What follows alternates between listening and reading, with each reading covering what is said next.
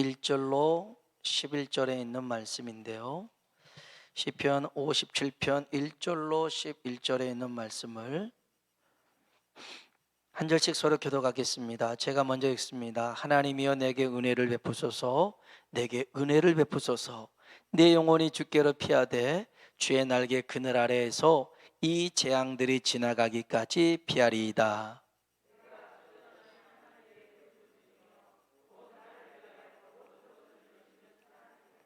그가 하늘에서 보내사 나를 삼키려는 자의 비방에서 나를 구원하실지라.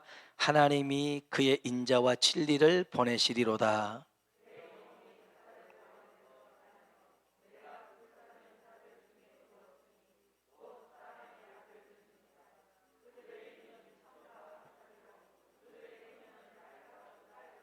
하나님이여 주는 하늘 위에 높이 들리시며 주의 영광이 온 세계 위에 높아지기를 원하나이다.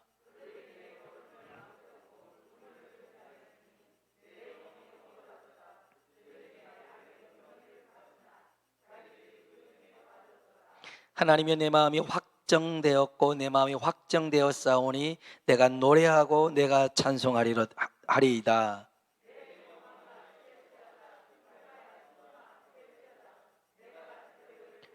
주여 내가 만민 중에서 주께 감사하오며 문나라 중에서 주를 찬송하리이다.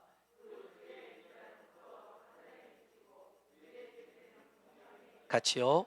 하나님이여 주는 하늘 위에 높이 들리시며 주의 영광이 온 세계 위에 높아지기를 원하나이다. 아멘. 아멘. 한번 인사합시다. 하나님의 은혜가 당신에게 임하기 원합니다. 하나님의 은혜가 당신에게 임하기 원합니다. 아멘. 한 번 더요. 하나님이 당신에게 복 주시기를 원합니다. 당신에게 복 주시기를 원합니다. 야, 이 주일 찬양 예배가 이렇게 세대를 아우르는 예배네요. 그래서 우리 주일학교 1학년부터 시작해가지고 5, 6학년 뭐 이렇게 다 우리 권사님들까지, 아무튼 하나님이 가장 기뻐하는 모습인 줄로 믿습니다. 우리 교회가 정말 건강하게 서로를 더 아껴주고 존중하며 나아가는 아름다운 공동체 되길 주의 이름으로 축복합니다. 여기 우리가 읽었던 시편 57편은요 믹담시라는 겁니다. 믹담시라고 하는 것은 기념시입니다. 다윗이 뭔가를 기념하고 싶어서 시를 썼어요. 그리고 노래를 붙여서 이제 노래로 불렀던 이 곡인데, 그러면 다윗의 믹담시인데 다윗이 무엇을 기념하고 싶었냐면, 여기 표제를 보면요 57편 위에 보면 다윗의 믹담시, 인도자를 따라 알다셋에 맞춘 노래. 다윗이 사울을 피하여 굴에 있던 때, 다윗이 사울을 피해서 굴에 숨어 있을 때에 이 시를 썼더라는 것입니다. 그러면 이게 다윗에게 엄청난 시련과 또 고통일 텐데 이걸 기념하고 싶었다는 거예요. 누구든 이런 그 가장 힘들고 어려울 때를 잊어버리고 싶을 텐데 이거를 기념하고 싶었다고 하는 것은 그것을 이겨냈다라는 뜻입니다. 그 고난을 이겨내고 승리했기 때문에 기념한 거였죠. 예수님도 제자들에게 떡을 떼주며 잔을 나누시며 뭐라고 하셨어요? 나를 기념하라 하셨어요.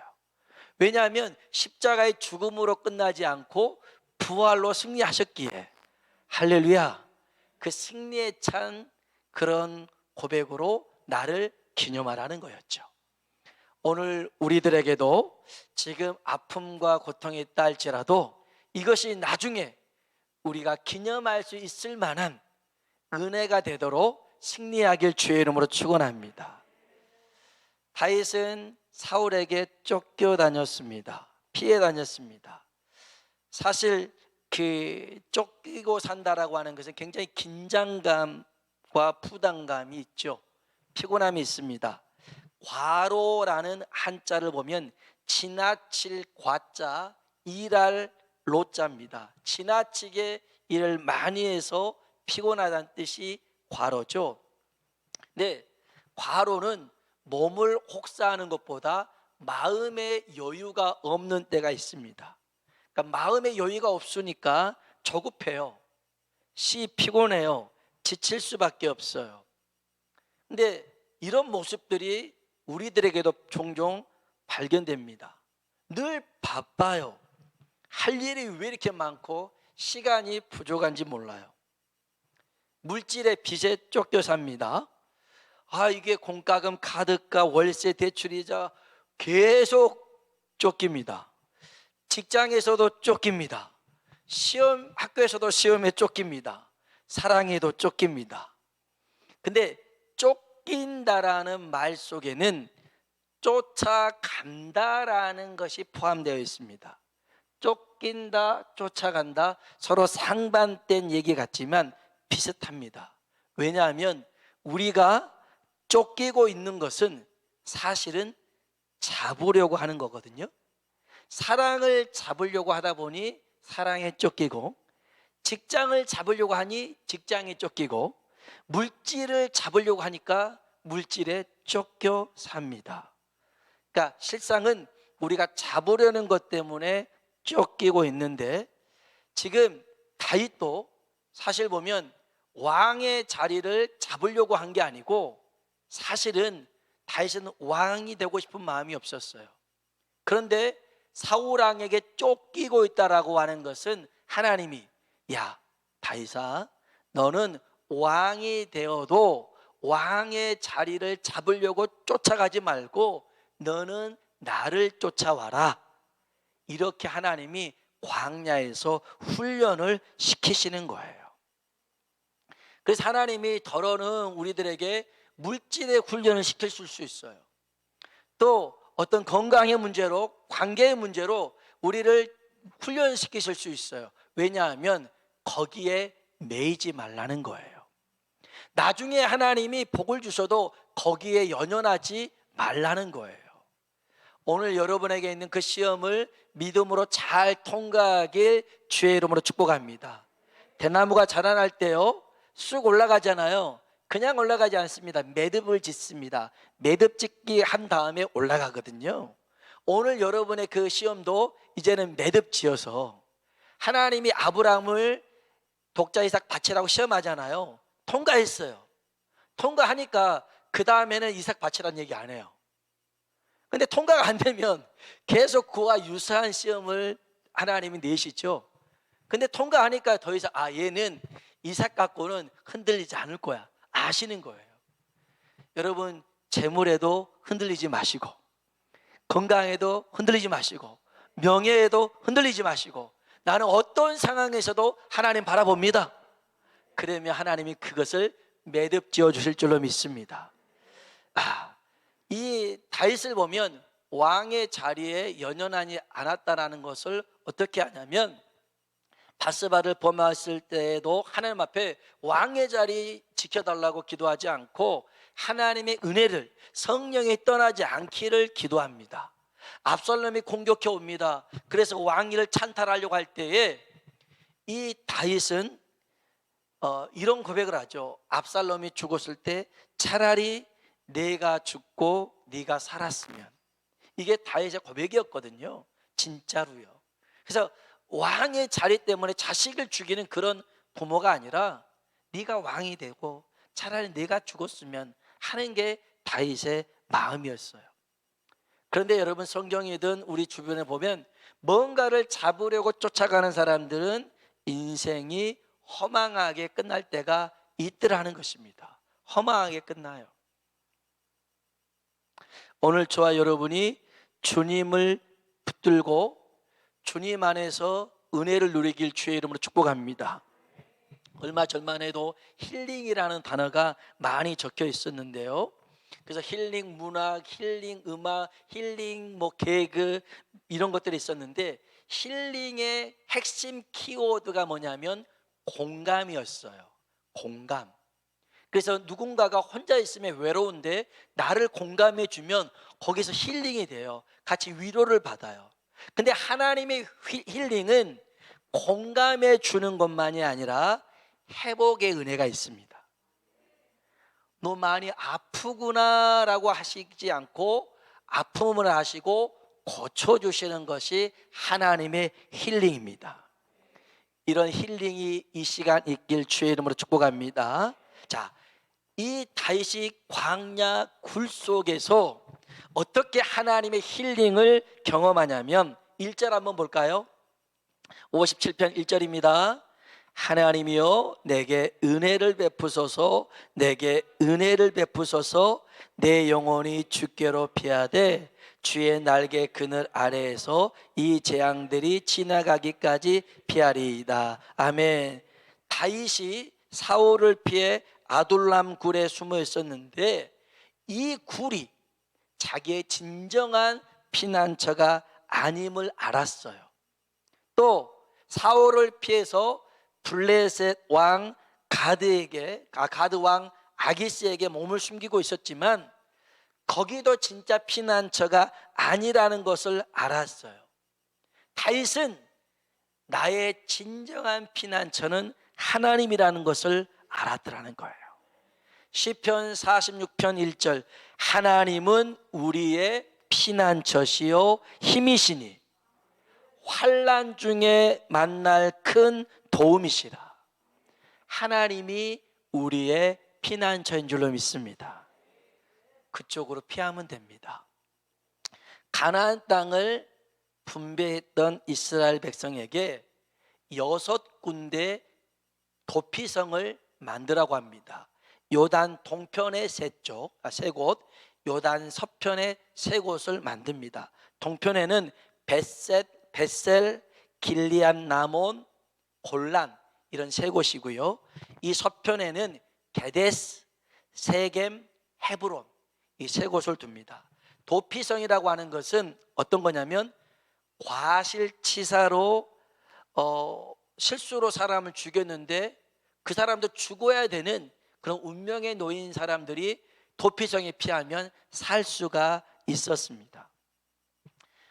도피성에 있으면 그 생명은 보장받을 수 있는데 도피성에서 나오면 그 생명을 책임져 주지 않았습니다. 이 도피성은 예표인데요, 이 도피성이 피난처고 이 피난처는 예수 그리스도인 줄로 믿습니다. 우리가 구원을 어디서 얻습니까? 예수 그리스도 안에서 얻는 줄로 믿습니다.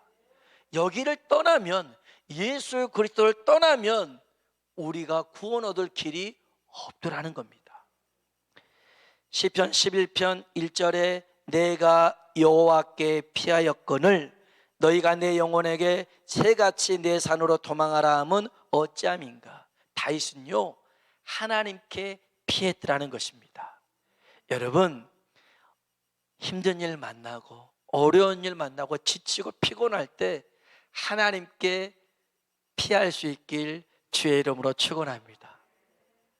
지난 금요일 날 이렇게 금요 예배를 마치고 이제 돌아가는데 우리 권사님들 한 세 분이 남아가지고 밤새 교회에서 기도하시고 기도의 불을 지폈더라고요. 교회가 오니까 뜨근뜨근뜨근해요. 기도의 열기 때문에. 진짜 그래, 거짓말이 아니라 그 기도의 힘이 예배 때 나타나요. 찬양이 나타나요. 하나님이 그 기도를 받으시고 역사하시잖아요.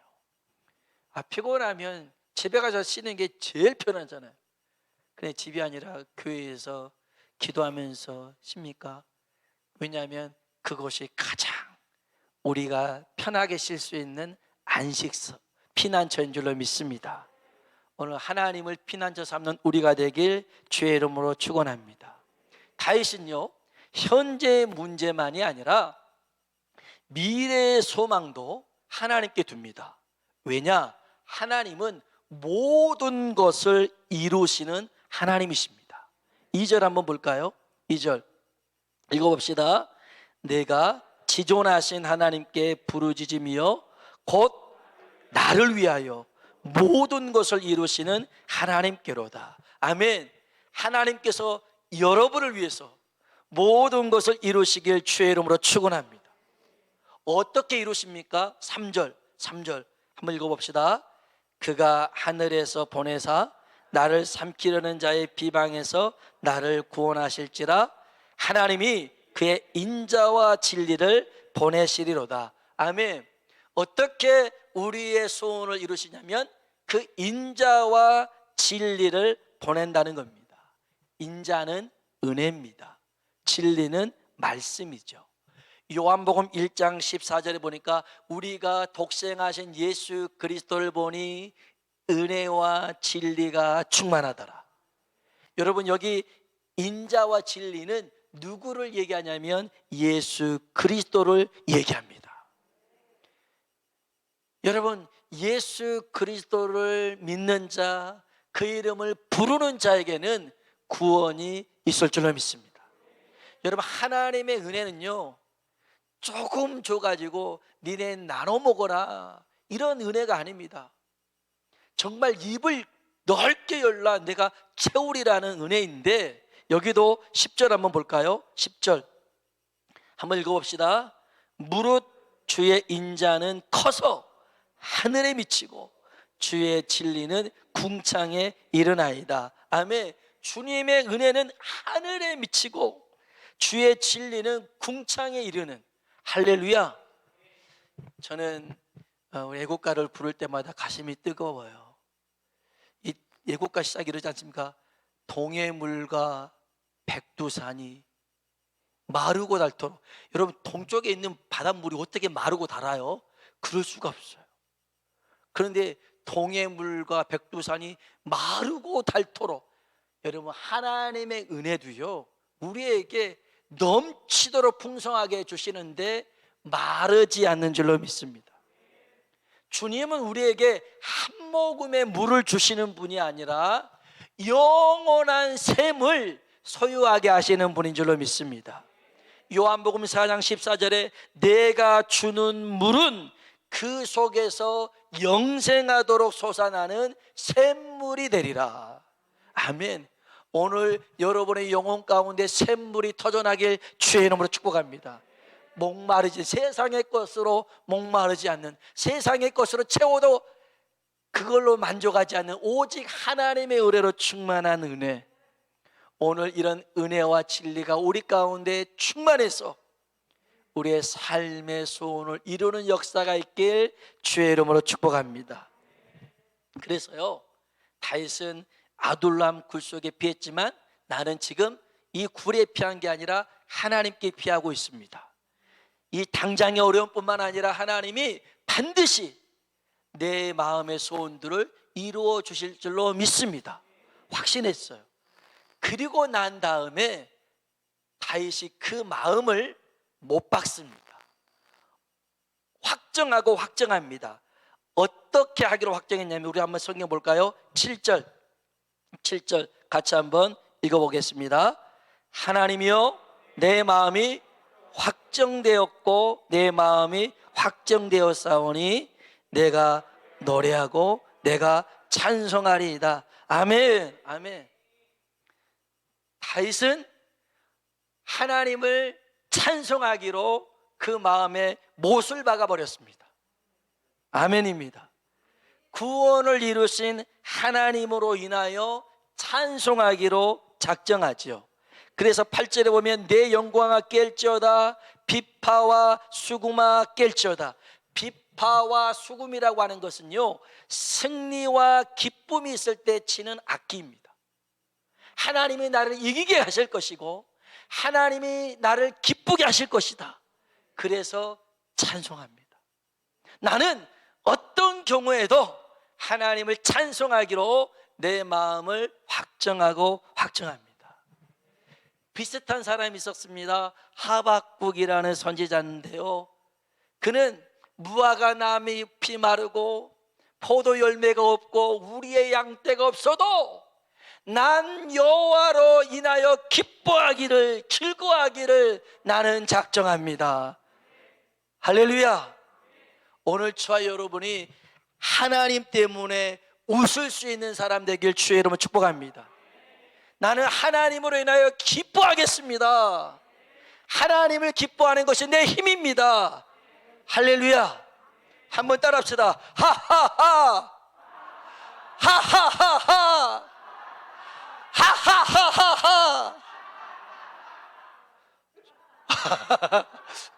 아이고, 저 사람들 왜 저래, 미쳤나? 여러분, 전혀 웃을 수 없는 상황이지만 다윗이 웃었다니까요. 하박국도 웃었어요. 왜요? 하나님이 이기게 하실 거야.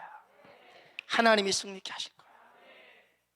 여러분, 우리는 안타깝게도 망하려고 작정을 해도 망할 수가 없는 하나님이 우리를 붙들고 계시기 때문에 반드시 이기고 승리할 줄로 믿습니다. 그걸 알았던 다윗, 나는 작정하고 작정합니다. 확정하고 확정합니다. 내가 하나님을 찬양하겠습니다. 비파와 수금으로 찬양하겠습니다. 그 다음에 뭘 깨운다고요? 여기 8절 다시 한번 읽어볼까요? 8절입니다. 내 영광아 깰지어다, 비파야 수금아 깰지어다.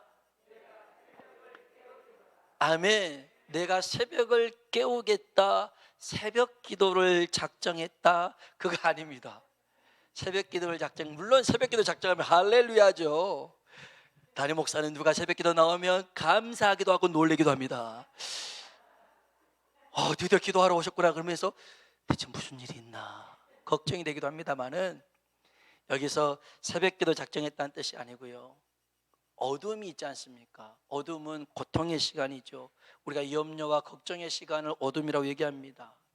좌절하고 낙심의 시간이 어둠인데, 이 어둠은 새벽이 오면 사라지게 되어 있습니다. 사라지게 되어 있습니다.